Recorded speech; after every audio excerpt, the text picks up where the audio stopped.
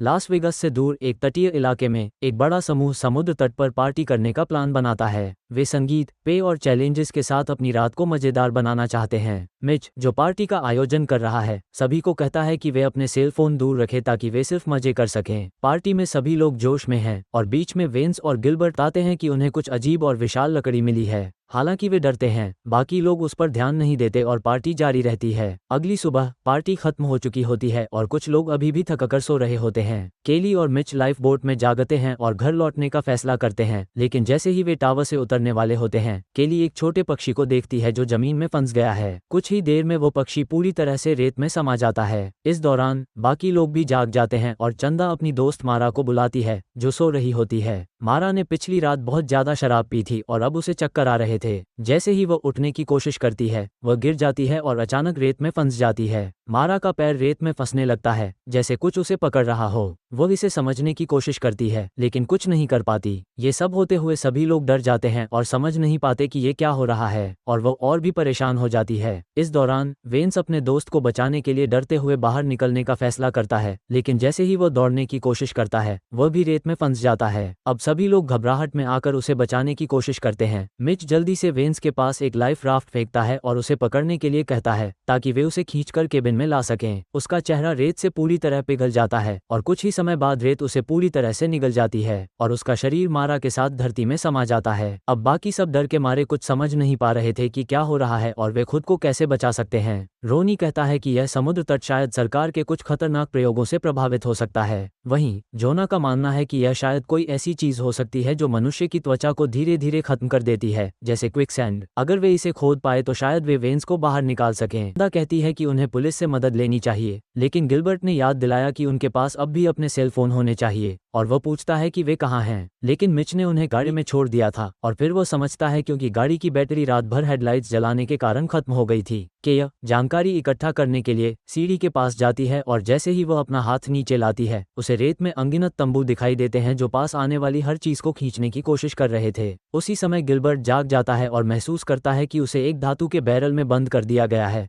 वह गुस्से में आता है और बाकी सबको आदेश देता है कि वह उसे बाहर निकालें। जब गिलबर्ट ने अपने दोस्तों की मौत के बारे में सुना तो वह और भी ज्यादा घबराने लगा। मिच उसे बताता है कि अगले कुछ घंटों में ज्वार बढ़ेगा, जिससे उन्हें समुद्र में जाने का मौका मिल सकता है। वह गिलबर्ट से कहता है कि उसे घबराने की जरूरत नहीं है। इस दौरान कायली मिच से पूछती है कि क्या ज्वार सच में गिलबर्ट को बचा सकेगा। मिच जवाब देता है कि उसने यह बात सिर्फ गिलबर्ट को दिलासा देने के लिए कही थी। कई घंटे बीतने के बाद भी वे सभी समुद्र तट पर फंसे हुए हैं और धूप से जल रहे हैं। तभी केली को डिब्बे में माचिस की एक डिब्बी मिलती है, जिसे वह आपातकाल में इस्तेमाल करने के लिए बचाकर रखती है। वो कुछ सनस्क्रीन भी निकालती है और अपने दोस्तों को देती है ताकि वे धूप से बच सकें। केई पिछले रात की घटना पर विचार करते हुए कहता है कि सभी लोग समुद्र तट पर पार्टी कर रहे थे। अब उन्हें समझ में आता है कि बाकी सभी लोग रेत में समा चुके हैं और केवल उनके सामान ही बच गए हैं। कायली समुद्र तट को ध्यान से देखती है और नोटिस करती है कि पिछली रात वेंस और गिलबर्ट द्वारा लाई गई विशाल वस्तु अब नष्ट हो चुकी है। वो मलबे को देखकर सोचती है कि वो शायद एक अजीब सा अंडा हो सकता है जो अब फट चुका है। गिलबर्ट ये सुनकर हताश हो जाता है, लेकिन कायली उसे शांत करती है। वो उसे समझाती है कि यह प्राणी अभी तक पूरी तरह से विकसित नहीं हुआ है और अगर वे सही समय पर काम करें तो उनके पास जीवित बचने का एक मौका है। कायली सॉसेज का एक पैकेट निकालती है, वो उसे दूर फेंक देती है। भोजन को रेत जल्दी से खा जाता है। कायली ने बताया कि वे इस प्रक्रिया को तब तक दोहरा सकते हैं जब तक वे उस बिंदु तक नहीं पहुंच जाते जहां प्राणी की पहुंच खत्म हो जाती है। मिच एक और सॉसेज फेंकने की कोशिश करता है, लेकिन एक सीगल तुरंत उस सॉसेज को पकड़ लेता है और उसे अपना भोजन बना लेता है। गिलबर्ट को यह देखकर गुस्सा आता है कि उसे कोई खाना नहीं मिला। फिर आखिरी सॉसेज फेंकने से पहले कायली अपनी दोस्त से कहती है कि उसे इसे दूसरी दिशा में फेंकना चाहिए। जब वे ऐसा करते हैं तो वे उस जगह तक पहुंच जाते हैं जहां प्राणी के तंतु नहीं पहुंच सकते। सभी को राहत मिलती है, लेकिन चंदा बताती है कि यह कोई मदद नहीं करेगा क्योंकि वह जगह बहुत दूर है और उनके पास वहां पहुंचने का कोई सुरक्षित रास्ता नहीं है। इस बात से नाराज होकर जोना को एक आइडिया आता है। वो वाहन से सर्फबोर्ड लेकर समुद्र तट पर सुरक्षित रूप से चलने की कोशिश करता है। धीरे धीरे वो लकड़ी की मेज के पास पहुंचने में सफल हो जाता है, लेकिन जैसे ही वह अपने पैर बेंच पर रखता है, एक बोर्ड जमीन पर फिसल जाता है, जिससे वह अपना संतुलन खो बैठता है और रेत में लटक जाता है। सभी लोग घबराए हुए उसे देख रहे थे,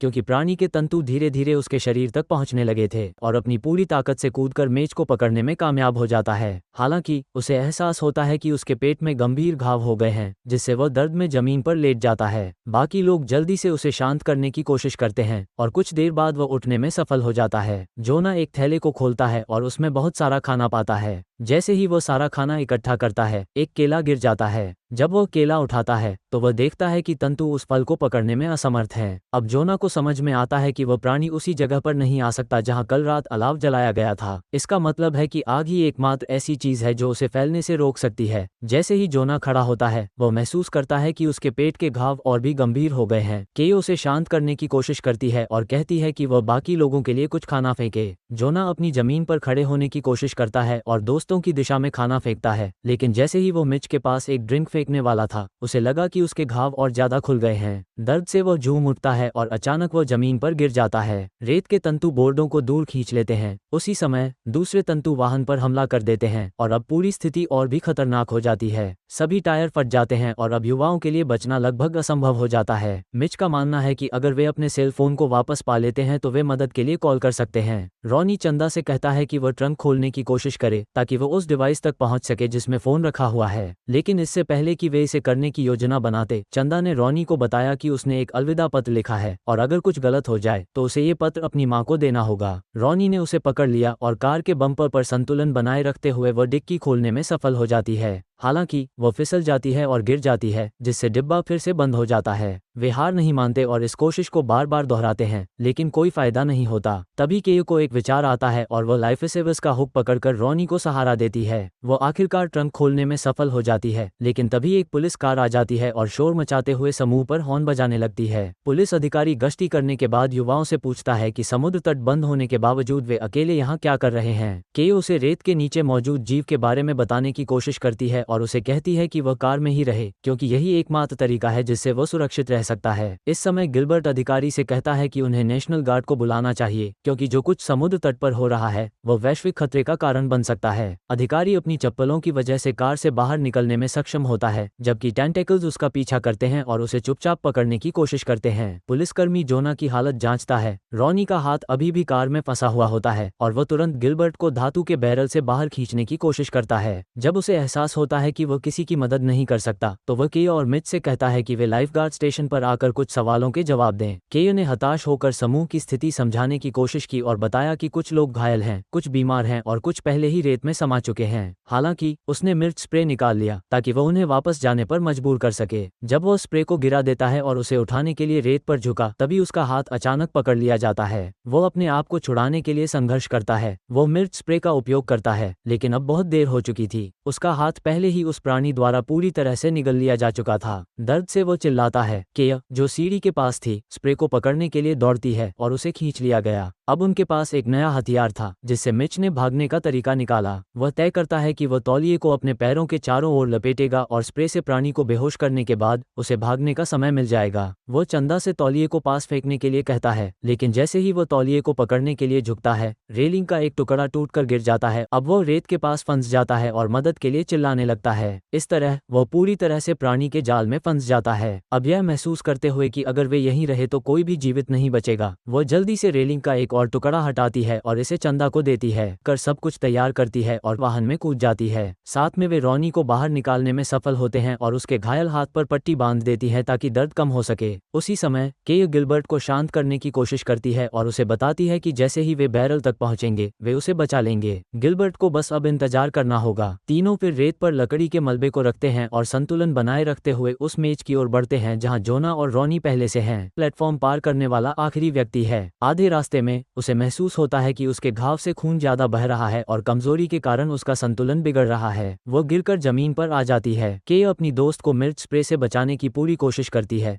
जल्दी ही उसे भूमिगत खींच लिया जाता है। वे अपनी भागने की योजना जारी रखते हैं और चंदा मिच की बनाई रणनीति को लागू करती है। चंदा वाहन तक पहुंचने में सफल हो जाती है और गिलबर्ट बहुत खुश होता है क्योंकि अब उनके पास बचने का मौका है। लेकिन उनका उत्साह ज्यादा देर नहीं रहता क्योंकि अचानक प्राणी धातु के बैरल के नीचे से रिसने लगता है और वह पूरी तरह से निगल लिया जाता है। इस बीच राक्षस उसका ध्यान भटकाकर उसको बोनट पर पटक कर बेहोश कर दिया। तीनों फंसे हुए थे। अंत में अपने दोस्त को जगा पाती है जो कई घंटों से बेहोश था। चंदा को एक लाइफ बोट मिलती है है जिसे वो तुरंत जमीन पर फेंक देती है। फिर वो उसे एक मंच की तरह उपयोग करती है। जैसे ही वो लकड़ी की मेज के पास पहुंचती है, काई की मदद से वे जोना को कार तक लाते हैं। जोना अब अपनी चोटों से पूरी तरह कमजोर हो चुका था। जैसे ही वे जाने की कोशिश करते हैं, जमीन से अचानक एक बड़ा तंबू उभरता है। काये को वापस लाइफ बोट में फेंक दिया जाता है। कार की छत पर चढ़कर ईंधन के गैलन को पकड़ने की कोशिश करती है, लेकिन राक्षस फिर से हमला करता है और गैलन को छीनकर दूर फेंक देता है। हालांकि काये हार नहीं मानती और आखिरी गैलन को लेकर वो उस जगह के चारों ओर पेट्रोल फैला देती है, जिससे राक्षस अपना अगला हमला करने से पहले इसे जलाने का समय मिलता है, जिससे राक्षस के शरीर में आग लग गई। विशालकाय राक्षस को जलते हुए देख कार में वापस जाती है, जहां दोनों लड़कियां बचने की कोशिश करती हैं। आखिरकार राक्षस पीछे हट जाता है और लड़कियां अकेली छोड़ दी जाती हैं। लेकिन जब वे जोना को देखते हैं तो उन्हें पता चलता है कि वो अब जीवित नहीं रहा। आंसुओं के साथ वे अपने आखिरी दोस्त को अलविदा कहती हैं। अब वे समझ जाती हैं कि उनके पास किसी का इंतजार करने के अलावा और कोई रास्ता नहीं बचा। सुबह एक सफर आता है और दोनों लड़कियां उसे देखती हैं, शायद कोई नया मौका उनके लिए होगा। जैसे ही उन्हें पता चलता है कि वे अब बिना किसी समस्या के रेत पर कदम रख सकते हैं, लड़कियों को राहत मिलती है। जोना के शरीर को कार में छोड़ने के बाद वे उस जगह को छोड़ देती हैं, जो अब सिर्फ एक बड़ा क्रेटर बन गया है। इस तरह के और वीडियो के लिए सब्सक्राइब करें और अपना नोटिफिकेशन चालू करना न भूलें। इससे वास्तव में मेरे चैनल को मदद मिलेगी। देखने के लिए धन्यवाद।